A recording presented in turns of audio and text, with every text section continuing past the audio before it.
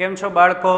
ચાલો 11 સાયન્સ રસાયણ વિજ્ઞાનમાં પાઠ 3 તત્વોનું વર્ગીકરણ અને ગુણધર્મોમાં આવર્તિતતા, એમાં આજનો આપણે ટોપિકમાં ચર્ચા કરશું પરમાણ્વીય ત્રિજ્યા.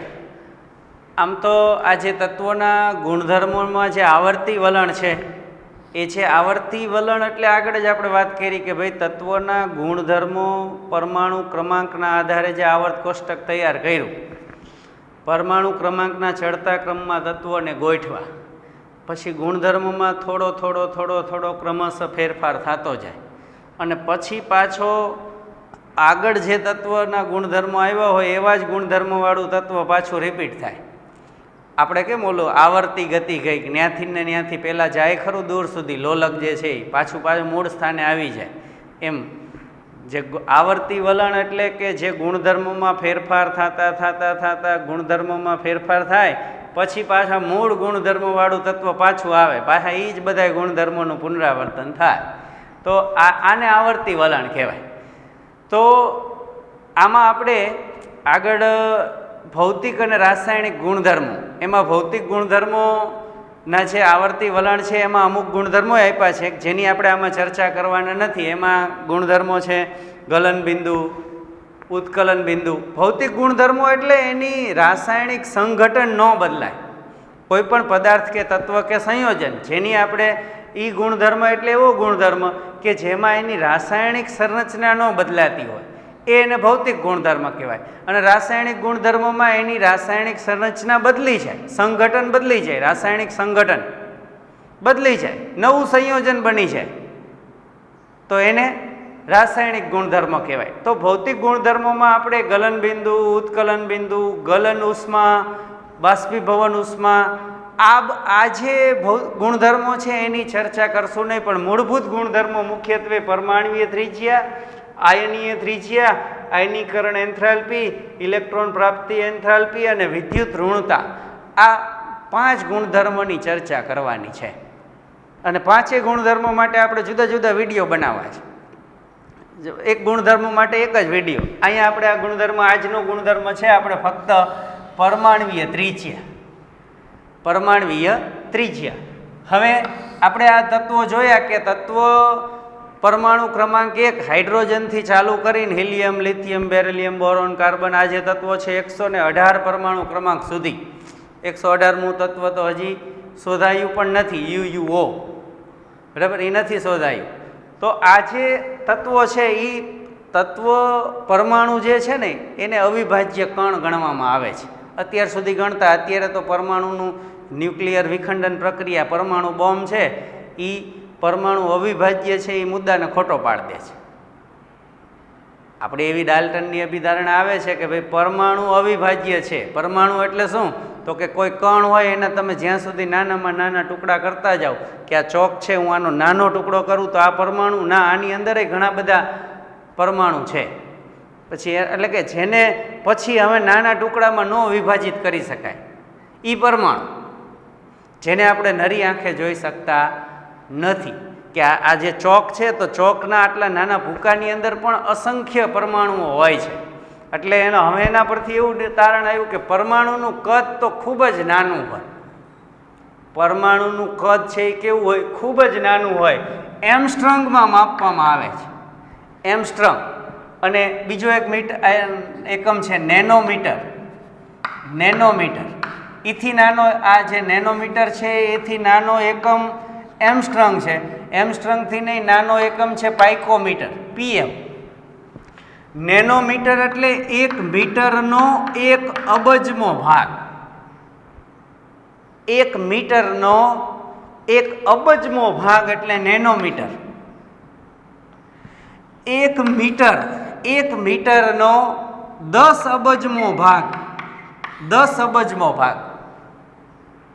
1 મીટરનો 10 અબજમો ભાગ એટલે એમસ્ટ્રોંગ. અને 10 નેનોમીટર એટલે 10 એમસ્ટ્રોંગ એટલે 1 નેનોમીટર. 10 એમસ્ટ્રોંગ એટલે 1 નેનોમીટર. એટલે નેનોમીટરનો 10મો ભાગ એમસ્ટ્રોંગ, એટલે જે નેનોમીટર માપ છે એનો 10મો ભાગ એટલે એંગસ્ટ્રોમ, અને એંગસ્ટ્રોમનો 100મો ભાગ એટલે પાઇકોમીટર, 10⁻12. અને આપણે જે પરમાણુઓના કદ જે છે, પરમાણુ ત્રિજ્યા, એ શેમાં માપવામાં આવે છે? પાઇકોમીટરમાં. અહીંયા આપણને પરમાણુનું કદ આપ્યું છે કે પરમાણુનું કદ 1.2 એંગસ્ટ્રોમ હોય છે. એની ત્રિજ્યા, પરમાણુની ત્રિજ્યા 1.2 એંગસ્ટ્રોમ. આ તો મોટા પરમાણુની વાત છે. નાના કદના પરમાણુની ત્રિજ્યા તો ખૂબ જ નાની હોય.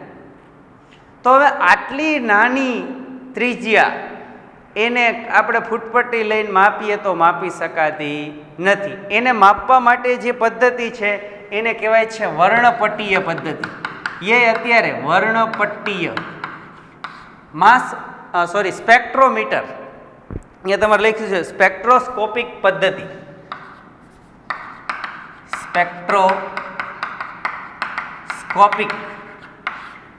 સ્પેક્ટ્રોસ્કોપિક પદ્ધતિ. આના દ્વારા કિરણો, પ્રકાશના કિરણો પરથી વર્ણપટો તૈયાર કરવામાં આવે અને એના આધારે આપણે આજે ઇલેક્ટ્રોનીય વર્ણપટો મળે અને એના આધારે પરમાણુનું કદ માપવામાં આવે છે, પરમાણુની ત્રિજ્યા માપવામાં આવે છે. આ તો આધુનિક વાત છે, પણ આપણે જ્યારની વાત કરીએ છીએ કે પરમાણુની ત્રિજ્યા જે છે એ માપવી આનાથી પણ ચોક્કસ માપી શકાતી નથી. તો જે ત્રિજ્યા છે એ કઈ રીતે માપવામાં આવે છે? તો પરમાણુની ત્રિજ્યા માપવા માટે એવું કહેવાય છે કે ભાઈ જ્યારે આજે જુદા જુદા રુથરફોર્ડનો પરમાણુ નમૂનો કે એ જે છે એમાં એવું નક્કી કર્યું કે ભાઈ કોઈ પરમાણુનું જે કોઈ એક ધાતુ છે એનું એકદમ પાતળું પડ લેવામાં આવે અને એના ઉપર કેથોડ કિરણોનો મારો ચલાવવામાં આવે. તો એનામાં કેન્દ્ર સાથેથી પરાવર્તન થઈ અને કિરણો પાછા પડે છે. આ પ્રયોગ તમે ભણી ગયા, રુથરફોર્ડનો પરમાણુ નમૂનો. તો એ જે કેથોડ કિરણો જ્યાંથી પાછા પડે છે એ જેની સાથે ભટકાય છે એ પરમાણુનું કેન્દ્ર. એટલે પરમાણુના કદ કરતા તેનું કેન્દ્ર ઘણું નાનું હોય છે, ઘણું નાનું. પરમાણુના કદ કરતાં એનું જે કેન્દ્ર છે એ ખૂબ જ નાનું હોય છે. એટલે આપણી પાસે જે કેથોડ કિરણાવલી છે એ કિરણાવલી દ્વારા આપણે પરમાણુનું કેન્દ્ર નક્કી કરી શકીએ. તો જે અધાત્વીય પરમાણુઓ છે, બે અધાત્વીય અણુઓ, જે અધાત્વીય અણુઓ છે, દાખલા તરીકે Cl2, N2, O2, આ F2, આ બધા અધાત્વીય અણુઓ છે, બે પરમાણવીય અણુ. તો આવા જે બે પરમાણવીય અણુઓ છે એમાં એ બે કેન્દ્ર કેટલે દૂર આવેલા છે. કે બે ક્લોરીન છે તો આ જે Cl2 એનો અણુ છે તો આની અંદર ક્લોરીનના બે પરમાણુઓ હશે. તો આ બે પરમાણુનું કેન્દ્ર કેટલું દૂર છે? આ બે પરમાણુનું કે આ Cl, આ બે એકબીજા સાથે જોડાયેલા છે અને Cl2 આ બે એકબીજા સાથે સહસંયોજક બંધથી જોડાયેલા છે. તો આ બેનું કેન્દ્ર કિરણાવલી, કેથોડ કિરણાવલી દ્વારા બેયના કેન્દ્ર વચ્ચેનું અંતર માપી લેવામાં આવે. બે કેન્દ્ર વચ્ચેનું અંતર માપી અને એને બે વડે ભાગી નાખવામાં આવે. એને બે વડે શું કરી નાખવામાં આવે? ભાગી નાખવામાં આવે. કે દાખલા તરીકે આ ક્લોરીન છે, ક્લોરીનના બે પરમાણુ વચ્ચેનું અંતર, બે કેન્દ્ર વચ્ચેનું અંતર 198 પાઇકોમીટર આવ્યું. બે કેન્દ્ર વચ્ચેનું અંતર, બે ક્લોરીનના પરમાણુ એકબીજા સાથે જોડાય અને એક Cl2 નો અણુ બનાવ્યો છે અને એનું અંતર બે વચ્ચેનું, બે કેન્દ્ર વચ્ચેનું અંતર 198 પાઇકોમીટર નક્કી થયું. તો આની જે ત્રિજ્યા છે, આ પરમાણુની સહસંયોજક ત્રિજ્યા, આ સહસંયોજક બંધની લંબાઈ છે એ શું આવ્યું? સહસંયોજક બંધની લંબાઈ, સહસંયોજક બંધની લંબાઈ. અધાત્વીય પરમાણુઓ, અધાત્વીય દ્વિપરમાણવીય અણુ, આને શું કહેવાય? Cl2, N2, O2, આને અધાત્વીય દ્વિપરમાણવીય અણુ. એવા દ્વિપરમાણવીય અણુ, પાછા દ્વિપરમાણવીય એટલે બે પરમાણુ એક જ હોય, આ ન હાલે. એમાં તો એકનું કદ નાનું હોય ને એકનું મોટું હોય. HCl બે એક જ પ્રકારના બે પરમાણુ એકબીજા સાથે જોડાઈને અણુ બનાવતા હોય એવા અણુના બે કેન્દ્ર વચ્ચેનું અંતર શોધવામાં આવે, જેને ઈ બે કેન્દ્ર વચ્ચેનું અંતર છે એની ઈ બે વચ્ચેનો જે બંધ છે એ સહસંયોજક બંધ, એની બંધ લંબાઈ થાય. એ શું થઈ? બે વચ્ચેના બંધ લંબાઈ થઈ. અને એ બંધ લંબાઈનું જે અડધું કરી નાખવામાં આવે એટલે એ તો આ બે આ જે પરમાણુ છે એનો શું થઈ જાય? એક પરમાણુની ત્રિજ્યા એટલે 198 ભાગ્યા 2 વડે ભાગો એટલે 99 પાઇકોમીટર. એટલે ક્લોરીનની પરમાણુય ત્રિજ્યા 99 પાઇકોમીટર છે. તો આવી રીતે પરમાણુની ત્રિજ્યા નક્કી કરવામાં આવે છે. આ તો અધાત્વીય પરમાણુની વાત થઈ. હવે ધાત્વીય પરમાણુમાં ધાત્વીય પદાર્થ હશે એ એક જ પ્રકારના ધાત્વીય પરમાણુઓ ધરાવતો હશે. દાખલા તરીકે હું કોપરનો ટુકડો લઉં, કોપરનો ટુકડો, તો એની અંદર એક કોપરના ટુકડાની અંદર બધા કોપરના પરમાણુઓ એકબીજાની નજીક ગોઠવાયેલા હશે.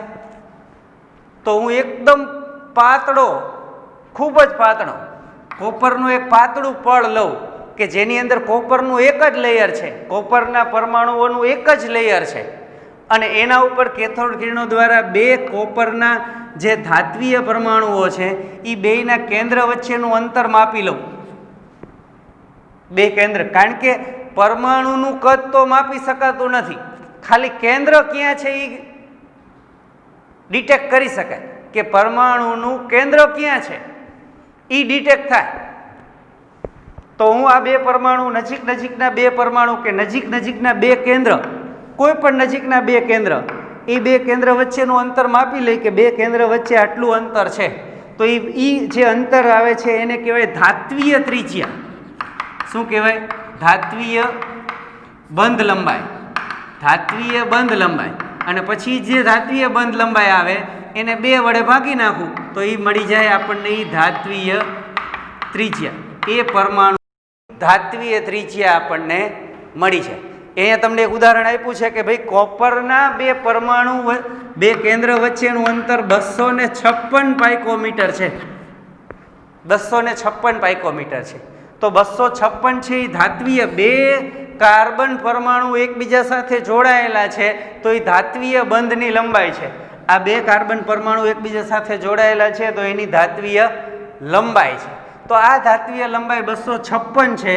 તો 256 ભાગ્યા 2 એટલે 128. તો કાર્બન પરમાણુની ત્રિજ્યા જે છે એ 128 પાઇકોમીટર ગણવામાં આવે છે. આવી રીતે પરમાણુઓની ત્રિજ્યા નક્કી થાય છે. એમ નહીં કે હાલો આ પરમાણુના કેન્દ્રથી ઇલેક્ટ્રોનની છેલ્લી કક્ષા સુધીનું અંતર માપી લઈ, એ રીતે પરમાણુની ત્રિજ્યા નક્કી થતી નથી. આ ધાતુઓની, પરમાણુઓની અને અધાતુઓ, ધાતુ તત્વો કે અધાતુ તત્વો જે છે એની પરમાણુય ત્રિજ્યા નક્કી કરવા માટેની રીત છે કે અધાતુય દ્વિપરમાણવીય અણુ હોય તો એના બે પરમાણુ કેન્દ્ર વચ્ચે સહસંયોજક બંધની લંબાઈ એ માપી અને એની સહસંયોજક ત્રિજ્યા માપવામાં આવે. અને એ સહસંયોજક ત્રિજ્યાને શું ગણવામાં આવે છે? પરમાણુય ત્રિજ્યા ગણવામાં આવે છે. અને એવી જ રીતે ધાતુ પદાર્થ હોય તો એક જ ધાતુના જે ટુકડો છે એ ધાતુના ટુકડામાં ખૂબ જ પાતળું પડ લેવામાં આવે કે જેની આપણે એક જ લેયર હોય અને એમાં બે ધાત્વીય લંબાઈ, ધાત્વીય બંધ લંબાઈ નક્કી કરવામાં આવે અને એને 2 વડે ભાગી નાખવામાં આવે એટલે આપણને શું મળી જાય?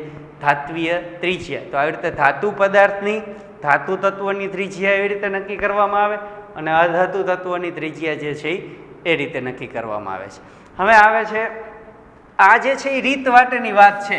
હવે આપણે તો ગુણધર્મ યાદ રાખવાનો છે કે ત્રિજ્યા, પરમાણુની ત્રિજ્યામાં આવર્તમાં કેવી રીતે વધારો થાય છે. એક તો કે ભાઈ પરમાણુ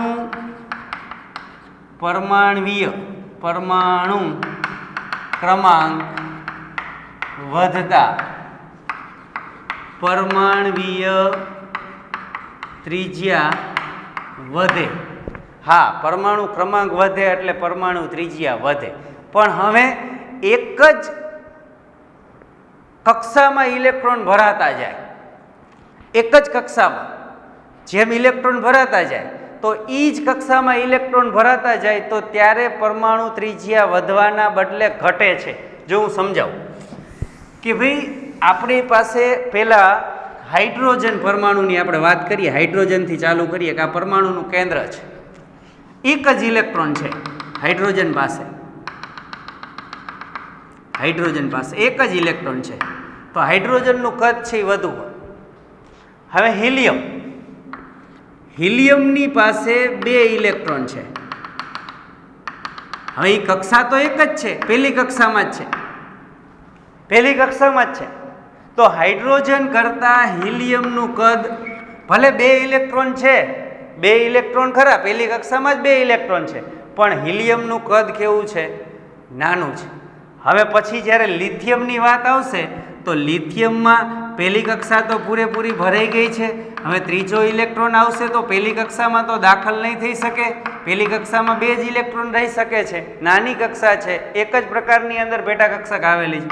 તો લિથિયમની ઇલેક્ટ્રોન રચનામાં, તો કે લિથિયમની ઇલેક્ટ્રોન રચનામાં હિલિયમ કરતાં પરમાણુનું કદ છે એ કેવું થઈ ગયું? વધી ગયું.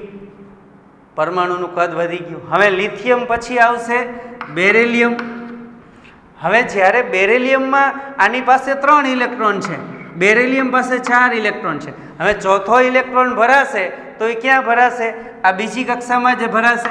હવે બીજી કક્ષામાં જેમ જેમ ઇલેક્ટ્રોન વધતા જશે એમ કેન્દ્રની અંદર જો જેટલા ઇલેક્ટ્રોન હોય એટલા પ્રોટોન હોય. આ લિથિયમ પાસે 3 ઇલેક્ટ્રોન હતા તો 3 પ્રોટોન હતા. એ પ્રોટોન ક્યાં હતા? પ્રોટોન એટલે કેન્દ્રનો ધન વીજભાર, પ્રોટોન એટલે કેન્દ્રમાં રહેલા ધન વીજભારિત કણો. તો અહીંયા 3 પ્રોટોન હતા. લિથિયમ પાસે 3 ઇલેક્ટ્રોન હતા અને 3 પ્રોટોન હતા. આ ઇલેક્ટ્રોનને કેન્દ્ર બાજુ કોણ આકર્ષે? આ કેન્દ્રમાં રહેલા ધન પ્રોટોન છે એ આકર્ષે. તો આ 3 પ્રોટોન જે છે એ આ ઇલેક્ટ્રોનને પોતાની બાજુ આકર્ષીને રાખે. હવે બેરિલિયમમાં શું થશે? બેરિલિયમની ઇલેક્ટ્રોન રચનામાં કેન્દ્રની અંદર 4 પ્રોટોન હશે અને એ 4 ઇલેક્ટ્રોનને પોતાની બાજુ આકર્ષી રાખશે. હવે જે ચોથો ઇલેક્ટ્રોન છે એ બીજી કક્ષામાં જ છે, તો બીજી કક્ષા ઉપર 3 ઇલેક્ટ્રોન દ્વારા, અંદરના 3 પ્રોટોન દ્વારા પેલા બળ લાગતું હતું.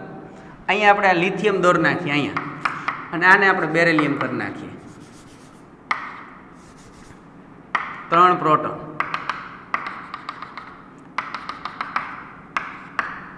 આ લિથિયમ છે, આ છે એ બેરિલિયમ છે,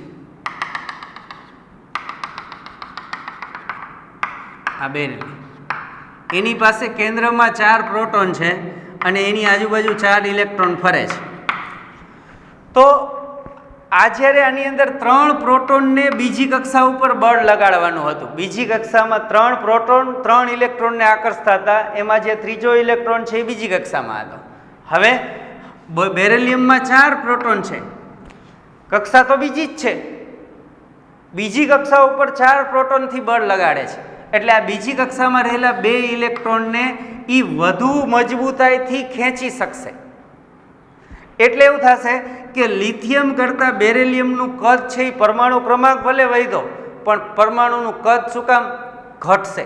પરમાણુનું કદ શું થશે? અહીંયા પરમાણુ લિથિયમથી બેરિલિયમની પરમાણુય ત્રિજ્યા ઘટશે. બેરિલિયમ પછી બોરોન, બોરોન પાસે 5 પ્રોટોન કેન્દ્રમાં છે અને 5 ઇલેક્ટ્રોન છે. હવે આ 5મો ઇલેક્ટ્રોન ભરાશે તો ક્યાં? બીજી કક્ષામાં જ, બીજી કક્ષામાં જ 5મો ઇલેક્ટ્રોન ભરાશે. હવે કેન્દ્રમાં પહેલા 4 પ્રોટોન હતા, એના બદલે 5 પ્રોટોન થઈ ગયા. 5 પ્રોટોન થઈ અને આ પહેલી અને બીજી કક્ષાને બળ લગાડે છે. આમાં લિથિયમમાં શું હતું? પહેલી અને બીજી કક્ષા ઉપર બળ કેટલા પ્રોટોન લગાડતા હતા? 3. બેરિલિયમમાં પહેલી અને બીજી કક્ષા ઉપર બળ કોણ લગાડતા હતા? તો કે 4 પ્રોટોન. બોરોન આવ્યું ત્યારે હવે કેટલા પ્રોટોન છે કેન્દ્રમાં? કેન્દ્રમાં 5 પ્રોટોન છે, કક્ષા તો 2 જ છે. એટલે બીજી કક્ષામાં જ્યારે આ ત્રીજો ઇલેક્ટ્રોન ભરાય છે અને કેન્દ્રમાં 5 પ્રોટોન છે, એટલે બેરિલિયમ કરતાં બોરોનનું પણ કદ શું થાય છે? ઘટે છે. એવી જ રીતે બોરોન પછી કાર્બન, કાર્બનમાં 6 ઇલેક્ટ્રોન 6 પ્રોટોન, કક્ષા બીજી ને બીજી. એટલે બોરોન પડતા કાર્બનનું કદ ઘટે છે. કાર્બન પછી નાઇટ્રોજન, નાઇટ્રોજનમાં 7 પ્રોટોન ને 7 ઇલેક્ટ્રોન, કક્ષા કેટલી? બીજી જ, એટલે પાછું એનું કદ ઘટે છે. એટલે lithium, beryllium, boron, carbon, nitrogen, oxygen, fluorine અને નિયોન, ત્યાં સુધી નવો ઉમેરાતો ઇલેક્ટ્રોન બીજી કક્ષામાં જ દાખલ થશે. બીજી કક્ષામાં જ્યાં સુધી 8 ઇલેક્ટ્રોન નહીં થઈ જાય ત્યાં સુધી ઇલેક્ટ્રોન બીજી કક્ષામાં દાખલ થશે. હવે જ્યારે આ બીજી કક્ષા પૂરેપૂરી ભરાઈ જશે ત્યારે કેન્દ્રની અંદર 10 પ્રોટોન થઈ જશે. તો આ 10 પ્રોટોન દ્વારા પહેલી બીજી કક્ષા ઉપર વધુ બળ લગાડે. એટલે લિથિયમથી બેરિલિયમ, બેરિલિયમથી બોરોન, બોરોનથી કાર્બન, કાર્બનથી નાઇટ્રોજન, પછી ઓક્સિજન, ફ્લોરિન અને નિયોન તરફ જતા પરમાણ્વીય ત્રિજ્યા ઘટે છે. શું થાય છે? પરમાણુનું કદ જે છે એ ધીમે ધીમે ઘટતું જાય છે. જો આને બીજી રીતે કેવું હોય ને તો અહીંયા આ એક બંધ લગાડી દીધો. 3 પ્રોટોન હતા, એટલે જ્યારે કેન્દ્રમાં 3 પ્રોટોન હતા અને બહાર એક જ ઇલેક્ટ્રોન હતો, એટલે એ એક ઇલેક્ટ્રોનને ખેંચતા હતા. જ્યારે 4 પ્રોટોન થયા ત્યારે એ 2 ઇલેક્ટ્રોનને બીજી કક્ષાના ખેંચે છે. પછી 5 પ્રોટોન થયા ત્યારે 3ને ખેંચે છે. તો આમ કરતાં કરતાં ઓલા કેમ ટ્રેક્ટરમાં તમે ભોર માર્યો હોય ને એમાં તમે બંધની સંખ્યા વધારતા જાઓ એમ એ ઘટતું જાય, એનું કદ છે એ ઘટતું જાય. તો આ જે છે કે બીજી એક જ બાહ્યતમ કક્ષા એ જ રહે છે, બાહ્યતમ કક્ષા એ જ રહે છે, પણ એમાં ઇલેક્ટ્રોન ભરાતા જાય છે. એટલે પરમાણુનું કદ શું થાય છે? ઘટે છે. તો એના માટે આપણે આ કે ભાઈ આવર્તમાં ડાબી બાજુથી જમણી બાજુ જતા, આવર્તમાં ડાબી બાજુથી જમણી બાજુ જતા પરમાણ્વીય ત્રિજ્યા ઘટે છે. આ વિધાન છે એ યાદ રાખવાનું છે. અને એના માટે તમને કોષ્ટકે આપ્યું છે કે આ બધા આવર્તમાં ડાબી બાજુથી જમણી બાજુ જતા લિથિયમ, બેરિલિયમ, બોરોન એની પરમાણ્વીય ત્રિજ્યા આપી છે 152 પાઇકોમીટર, 111 પાઇકોમીટર, 88, 77, 74,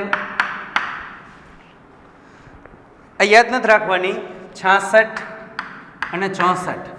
નિષ્ક્રિય તત્વો વિશે આપણે અત્યારે વાત કરવાની નથી. તો આ છે આવર્તમાં ડાબી બાજુથી જમણી બાજુ ગયા એમ પરમાણ્વીય ત્રિજ્યા ઘટી. જો લિથિયમની પરમાણ્વીય ત્રિજ્યા છે 152 પાઇકોમીટર, બેરિલિયમની 111 પાઇકોમીટર, બોરોનની ખાલી 88 picometre, carbon 77 picometre, nitrogen 74 picometre, oxygen 66, fluorine 64. તો આ કદ ઘટતું ગયું. આવર્તમાં ડાબી બાજુથી જમણી બાજુ જતા પરમાણ્વીય ત્રિજ્યા ઘટે છે બધા આવર્તમાં. બીજો આવર્ત હતો, એના પછી ત્રીજો આવર્ત લઈએ. Sodium, magnesium, aluminium, silicon, phosphorus, sulphur, chlorine. તો આ જે તત્વોની જે પરમાણ્વીય ત્રિજ્યા છે એ તમારે કોષ્ટકમાં આપેલી છે, યાદ રાખવાની જરૂર નથી, ખાલી આપણે ચર્ચા કરવા માટે લખીએ. 186, 160, 143, સિલિકોન 117, 110, પછી છે 104 અને 99. આપણે 99ની આપણે ચર્ચા કરી હતી હમણાં, ક્લોરિનની 99. તો આમાં પણ આવર્તમાં ડાબી બાજુથી જમણી બાજુ જતા, આવર્તમાં સોડિયમથી ક્લોરિન તરફ જતા પરમાણ્વીય ત્રિજ્યા ઘટે છે. શું કામ ઘટે છે? તો કે મુખ્ય ક્વોન્ટમ આંક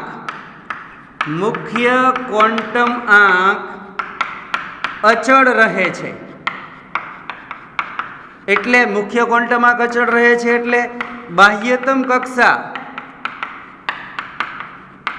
એ જ રહે છે કેન્દ્રમાં. તેની સામે બાહ્યતમ કક્ષા એ જ રહે છે, તેની સામે બાહ્યતમ કક્ષા એના એ જ રહે છે, એની સામે કેન્દ્રનો ધન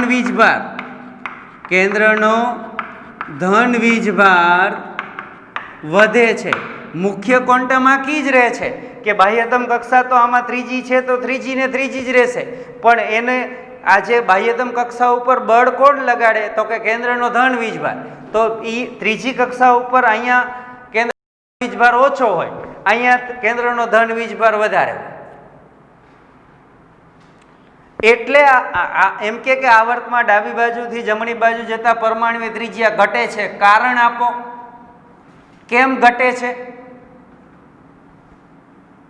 આવર્તમાં ડાબી બાજુથી જમણી બાજુ જતા પરમાણુની ત્રિજ્યા ઘટે છે. હાલો તમે ગોખ્યું હશે તો મને કયો કેમ ઘટે છે? તો એમાં કહેવાય કે મુખ્ય ક્વોન્ટમમાં અચળ રહે છે. આપણે અહીંયા આની ઇલેક્ટ્રોન રચના લખશું તો શું લખશું? તો કે 3s1, આમાં 3s2, 3s2, 3p1, અહીંયા તો કે 3s2, 3p2, 3s2, 3p2, 3s2, 3p4, 3s2, 3p5. તો આમાં મુખ્ય ક્વોન્ટમમાં તો 3 જ રહ્યો, બધામાં 3g જ કક્ષામાં ઇલેક્ટ્રોન દાખલ થયા. હવે મુખ્ય ક્વોન્ટમમાં કી જ રહ્યો, એટલે કે બાહ્યતમ કક્ષા તો અચળ રહે છે, એના ઈ જ રહે છે, પણ એની સામે કેન્દ્રનો ધન વીજભાર પરમાણુ ક્રમાંક વધશે એટલે વધતો જશે.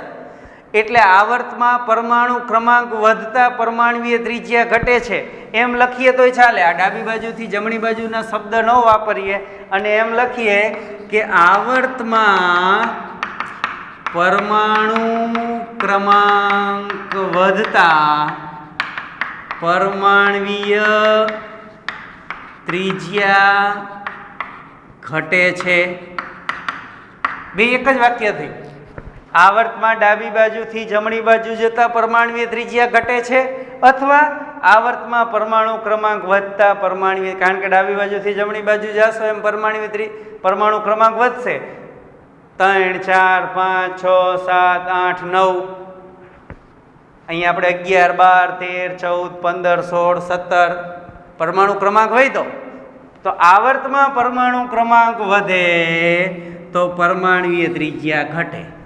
હવે સમૂહનું આપણે બધા ગુણધર્મો માટે બે જ વાક્ય યાદ રાખવાના છે કે આવર્તમાં શું થાય અને સમૂહમાં શું થાય. હવે સમૂહની વાત કરીએ.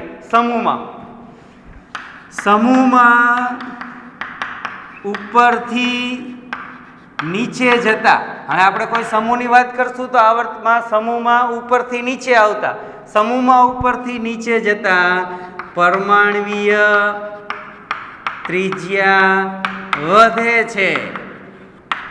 સમૂહમાં ઉપરથી નીચે આવ્યા એટલે કે lithium, beryllium, lithium, sodium, potassium, rubidium, caesium અને ફ્રાન્સિયમ, આ એક જ સમૂહના તત્વો છે. તો સમૂહમાં તમે ઉપરથી નીચે આવશો એમ પરમાણુય ત્રિજ્યા વધે છે. શું કામ વધે છે? તો કે જો લિથિયમની હું ઇલેક્ટ્રોન રચના લખું તો લિથિયમમાં પરમાણુનું કેન્દ્ર, એની અંદર 3 પ્રોટોન છે, પહેલી કક્ષાની અંદર 2 ઇલેક્ટ્રોન, બીજી કક્ષાની અંદર 1 ઇલેક્ટ્રોન. આ લિથિયમનું. હવે સોડિયમની ઇલેક્ટ્રોન રચનામાં આ પરમાણુનું કેન્દ્ર, આ પહેલી કક્ષા, એની અંદર 2 ઇલેક્ટ્રોન, બીજી કક્ષા, એની અંદર પૂરેપૂરા 8 ઇલેક્ટ્રોન, 1, 2, 3, 4, 5, 6, 7, 8, અને ત્રીજી કક્ષામાં 1 ઇલેક્ટ્રોન, પરમાણુ ક્રમાંક 11 છે, આ 1 ઇલેક્ટ્રોન. એટલે લિથિયમ કરતાં સોડિયમનો પરમાણુ ત્રિજ્યા કેમ વધી? તો કે મુખ્ય ક્વોન્ટમાંક વધ્યો. લિથિયમ પાસે 2 જ કક્ષા હતી, સોડિયમ પાસે કેટલી કક્ષા છે? 3 કક્ષા છે. હવે એવી જ રીતે પોટેશિયમ માટે, પોટેશિયમમાં પરમાણુનું કેન્દ્ર, આ પહેલી કક્ષાની અંદર 2 ઇલેક્ટ્રોન, બીજી કક્ષામાં 8 ઇલેક્ટ્રોન, 1, 2, 3, 4, 5, 6, 7, 8. ત્રીજી કક્ષામાં 8 ઇલેક્ટ્રોન પૂરા, 1, 2, 3, 4, 5, 6, 7, 8. અને આ ચોથી કક્ષામાં 1 ઇલેક્ટ્રોન. તો આ સોડિયમ કરતાં પોટેશિયમનું કદ વધ્યું. શું કામ? તો કે એમાં આમાં 3 જ કક્ષા હતી, આમાં 4 કક્ષા. હવે એવી જ રીતે પોટેશિયમ પછી રૂબિડિયમમાં 5 કક્ષા, રૂબિડિયમ પછી. તો એવી રીતે સમૂહમાં તમે જેમ જેમ ઉપરથી નીચે આવશો, સમૂહમાં જેમ પરમાણુ ક્રમાંક વધશે એમ મુખ્ય ક્વોન્ટમ આંક વધશે. મુખ્ય ક્વોન્ટમ આંક વધશે એટલે નવી જે કક્ષા છે બાહ્યતમ કક્ષાનો ક્રમ ઊંચો થતો જશે. બાહ્યતમ કક્ષાનો ક્રમ કેવો થતો જશે? ઊંચો. કે આમાં લિથિયમમાં બાહ્યતમ કક્ષા કેટલી હતી? તો કે બીજી. સોડિયમમાં બાહ્યતમ કક્ષા ત્રીજી, પોટેશિયમમાં બાહ્યતમ કક્ષા ચોથી. તો આવી રીતે સમૂહમાં કોઈ પણ સમૂહમાં તમે ઉપરથી નીચે આવશો એમ સંયોજકતા કક્ષા, બાહ્યતમ કક્ષા એ છે એનો ક્રમ કેવો થતો જશે? ઊંચો થતો જશે. એનો ક્રમ ઊંચો થતો જશે એટલે પરમાણુનું કદ વધશે. પરમાણુનું કદ વધે એનો અર્થ શું થાય? પરમાણુ ત્રિજ્યા વધે છે. તો તમને એમ કે સમૂહમાં ઉપરથી નીચે જતા પરમાણુ ત્રિજ્યા વધે છે. કેમ? તો અહીંયા લખવાનું મુખ્ય ક્વોન્ટમાંક વધે છે. નવી કક્ષાઓ ઉમેરાય છે. તમે સમૂહમાં જેમ ઉપરથી નીચે આવશો એમ પરમાણુમાં બાહ્યતમ કક્ષા છે એ કેન્દ્રથી વધુ દૂર જતી જશે. અને વધુ દૂર જતી જશે એટલે અંદર ભરાયેલી જે કક્ષા છે, દાખલા તરીકે લિથિયમ છે એનો બાહ્યતમ ઇલેક્ટ્રોન છે એ 1 છે, એ બીજી કક્ષામાં છે. અંદર આ ભરાયેલી કક્ષા છે. સોડિયમ છે, સોડિયમમાં બાહ્યતમ કક્ષા ત્રીજી છે, અંદર આ બીજી કક્ષા આખી ભરાયેલી છે. હવે આ જે ભરાયેલી કક્ષા જે છે એ બાહ્યતમ કક્ષાના ઇલેક્ટ્રોનને ઉપર કેન્દ્રનું આકર્ષણ બળ ઘટાડે છે. કેન્દ્રનો ધન વીજભાર જે છે એ કેન્દ્રનો ધન વીજભાર આ ઇલેક્ટ્રોન ઉપર આકર્ષણ બળ લગાડે. તો જો અંદરની કક્ષાઓ ભરાયેલી હોય તો આ ભરાયેલી કક્ષા જે છે એ એક પ્રકારની સ્ક્રીનિંગ અસર કરે. સ્ક્રીનિંગ અસર એટલે એના ઉપર એક કવચ બનાવી નાખે. કેન્દ્ર ઉપર એક પ્રકારનું પૂરેપૂરું કવચ બની જાય અને એના કારણે આ કેન્દ્રનો ધન વીજભાર જે છે એને બાહ્યતમ કક્ષા ઉપર ઇલેક્ટ્રોન ઉપર આકર્ષણ બળ ઘટતું જાય. કેન્દ્રનો ધન વીજભારનું આકર્ષણ બળ આ ઇલેક્ટ્રોન ઉપર શું થતું જાય? ઘટતું જાય. આ ઘટના એટલે વાક્ય આવું છે કે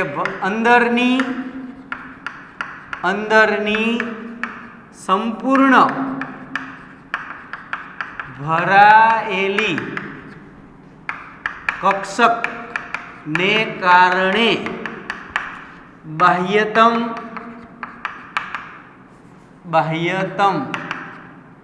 કક્ષામાં રહેલા ઇલેક્ટ્રોન પર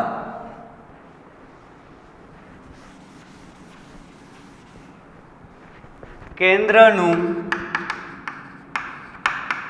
આકર્ષણ બળ ઘટે તેને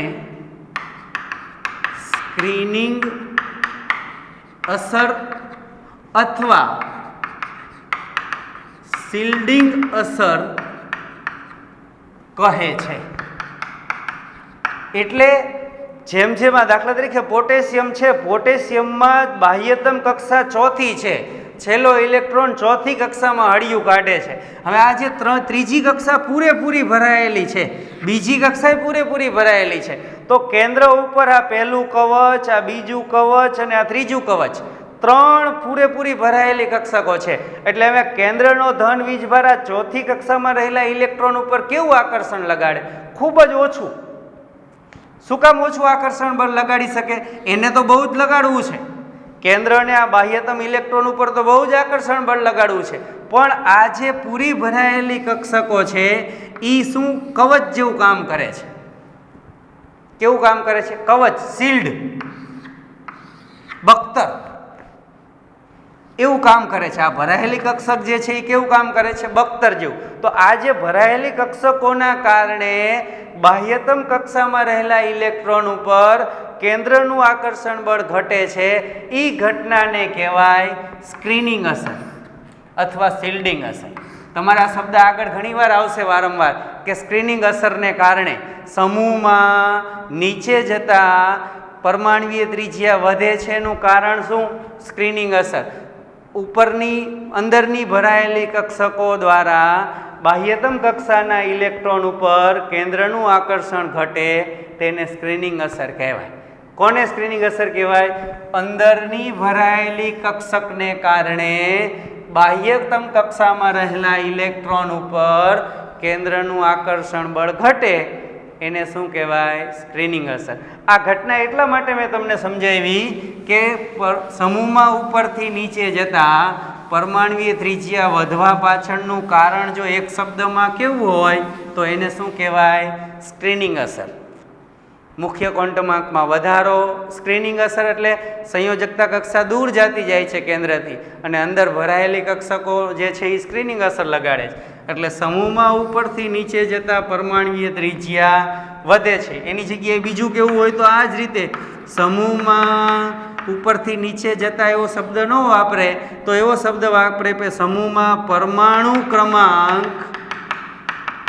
વધતા પરમાણ્વીય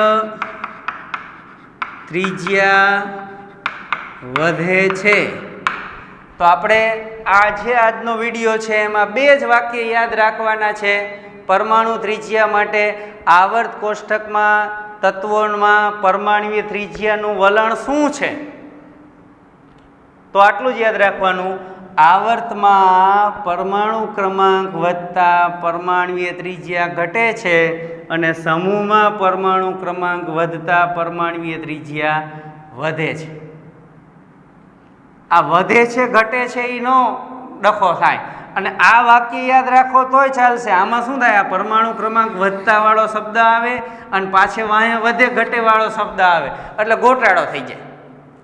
તો એ શબ્દ નો આ કદાચ આ લીટી યાદ ન રહે તો આમાં એક જ વખત વધે છે ઘટે છે આવે છે એટલે આ વાક્ય યાદ રાખો કે આવર્તમાં ડાબી બાજુથી જમણી બાજુ જતા પરમાણ્વીય ત્રિજ્યા ઘટે છે અને સમૂહમાં ઉપરથી નીચે જતા પરમાણ્વીય ત્રિજ્યા વધે છે. આ વાક્ય તમને વધુ સરળતાથી યાદ રહેશે આ વાક્ય કરતાં. એટલે આપણે મુખ્ય આ વાક્ય યાદ રાખવાનું કે સમૂહમાં ઉપરથી નીચે જતા પરમાણ્વીય ત્રિજ્યા વધે છે, આવર્તમાં ડાબી બાજુથી જમણી બાજુ જતા પરમાણ્વીય ત્રિજ્યા ઘટે છે. બસ આટલું આવડે એટલે તમારે આ વિડીયોનું જે આજનો ટોપિક જે છે એ મુખ્ય આ બે જ વાક્ય યાદ રાખવા પૂરતો છે. ઠીક છે? તો અસ્તુ આના પછીના વિડીયોમાં બાળકો આપણે આયનીય ત્રિજ્યા વિશેની ચર્ચા કરશું.